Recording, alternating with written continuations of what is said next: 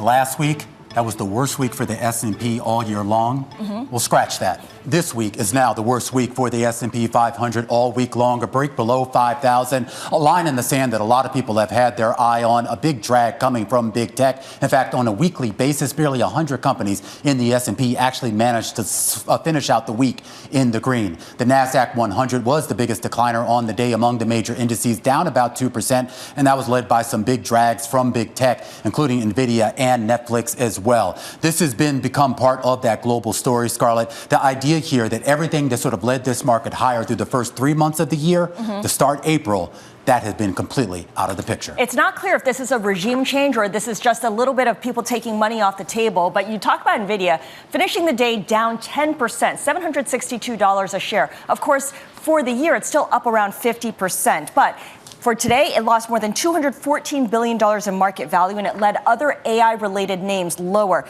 No specific catalyst, and maybe that's the concern here. It's just people kind of reassessing the story that's been driving and supporting these stock prices. Netflix moving lower by 9% despite a blowout first quarter. The problem here is that Netflix gave a fairly tepid forecast for this quarter, and its plan to stop reporting subscriber numbers starting next year marks a clear shift in Netflix's focus to more conventional metrics like sales, like profit.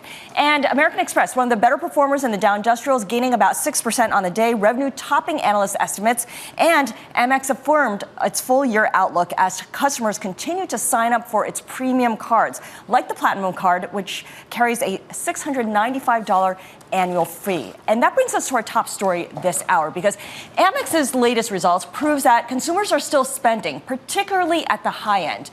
But how do retailers who cater to these high-end shoppers best position themselves to capitalize on this demand? There's no one-size-fits-all solution. It could involve going private, it could involve acquiring your competitor, or maybe expanding your offerings through more categories.